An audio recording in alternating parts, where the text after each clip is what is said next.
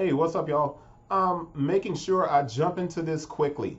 The NPD group, as you guys know, and Matt Powell are the industry source for point of sales data for sneaker sales. Now, most of you guys know that when I look at their information and I look at Matt Powell, I don't see him as the voice of the sneaker industry. I think that lies with people like Drew Greer and these kind of veterans of the sneaker industry who really have a grasp on what's happening. I also tend to place myself in a category not of competition because I could not ever, I repeat, ever compete with the NPD group based on the amount of data that the company has. They are indeed the most important source of point of sales data in the entire industry across categories, not just sneakers.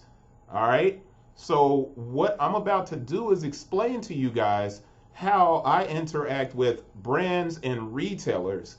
And I know you guys are like, no, you just do sneaker reviews and authentication and you write some articles. Well, I also take what I consider to be sample sizes. Now, when you're looking at data, you can look at sample sizes, or when people do surveys, those are sample sizes. It's called a micro to macro analysis.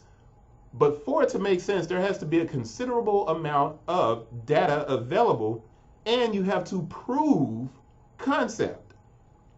Now that I've explained that and gotten that out, what I do is I take my sales, because a lot of people assume that resale is Travis Scott, fear of God, and all of this post is basically coming and developing because of our discussion on fear of God and that importance that's being assigned to Jerry Lorenzo for being the savior of Adidas basketball and creating all of this brand heat. And I keep trying to explain, yeah, I do understand that Kanye and Jerry Lorenzo are important, but the most important things to brands, to any company, not even sneakers, sales. The only thing that matters is if you're selling some stuff. All right? Now, I'm taking this top 10 list. This is August 1st, 2020, showing the top 10 shoes sold according to NPD Group. All right? You guys cannot undersell the value of this information. It's important. So let's take a look at it. In the top list, you have the Air Max 90 at 10, Jordan 1 High OG, Jordan 13 Retro, Adidas NMD R1, VaporMax Flyknit 3, Nike Revolution 5, VaporMax Plus, Air Max 97, Air Max 270, Air Force One. Now, I just went through those and I did that for one particular reason. I did this post-quarantine analysis, and it's available on the site. And I'm telling you guys that you can go and buy it for $5. It's not that expensive. If you want to read what happened from July through October in the sneaker industry. Now, this is based on resale. Remember I said micro to macro? This is based on resale, but these are my resale numbers. These do not come from someone else. And it's a substantial size of data. It's nowhere near comparable to this list and the information from NPD Group. However, the comparison and the analysis, when we look at this, we have to ask ourselves, how does this compare to the NPD Group? So let's go to September and October. And when we look at this list over here, this is actually August. So we're looking at previous months, July and earlier this year. But this is the interesting thing that I need you guys to see so you understand this stuff. Because sneaker culture, man, we have a tendency to believe so much in what we think we know that we go on, we try and argue with this dude, and we argue with him with really no facts. I want to give you some facts. If you're going to argue, use these stats, because here's the comparison. And when we look at his list, Air Jordan 1s, Air Force 1s, the top selling shoes in all right, resale, my resale, let's go through the list. Air Raid, Air Jordan 1, Air Jordan 1, Air Jordan 1, Foamposite, Adidas, Killshot, Air Jordan 1, Air Jordan 12, Air Jordan 1. Now, this list is slightly different from the previous month where I actually broke it down and I kept things in styles consistently in the same way that they did on their list. And here what you'll find is my list parallels NPD groups. So in resale, my list parallels Air Jordan 1, Air Jordan 1 Mid, Air Force 1, Air Max 90, Vapor Max, Air Max 97. There's a Kyrie and a Cortez thrown in, and Air Jordan 1 High. In this list, there's about 6 or 7 of the shoes that match the NPD groups list. And it's that way when I go through each one of these reports, but I'm just making sure I stress to you guys the importance of this as a discussion point. Now, I'm taking you guys into the big side of things, which is the fiscal reports from the brands. And this is why I keep trying to stress that Jerry Lorenzo, as dope as he is and what he will bring to the brand, you hope he brings that in product. It's not that Adidas needs a savior in basketball or in product in that way. Look at the sales, and we're going to compare Adidas to Nike right now, okay? Quarterly.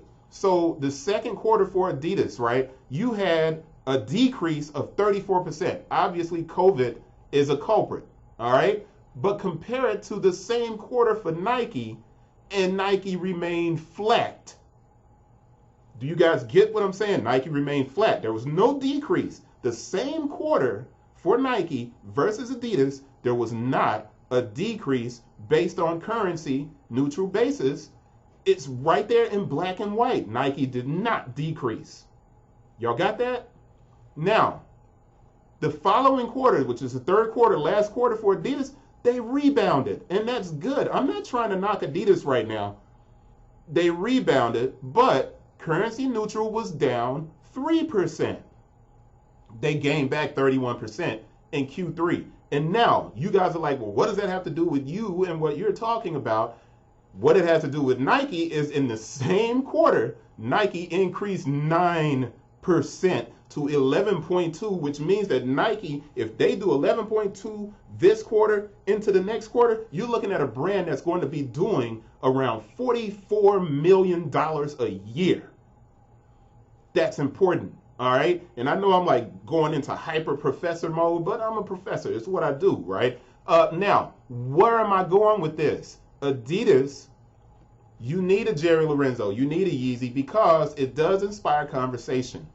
But most important thing on NPD Group's list is they had a shoe on this list. It's the NMD R1. Adidas needs superstars that are regular priced shoes. They don't need superstars at the high end because the high end does not produce a lot of sales. And I'm going to explain and show you guys what I mean by that when we come into our breakdown. Inside of my breakdown, what we get to are these price points that everybody kind of goes crazy over. The most shoes are sold at the mid price point. All right. And it's the same in October, September, October. But this is one of the most important things. I'm going to go to the brand breakdown because I'm getting ready to stop this video because I want to leave you guys with the brands, the most popular styles, right? Here. And what I want to do is go back here and show you something. Previous months, I wasn't selling hardly any Adidas at all. But Adidas did something very smart. They rolled out a series of NMDs that were fantastic. And I'm going to wrap it up with this before I run out of time.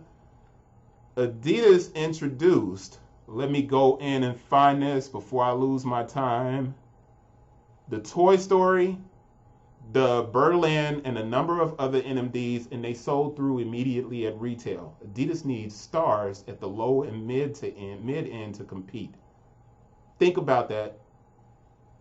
Happy Christmas Eve and enjoy your holidays. That's it. Peace.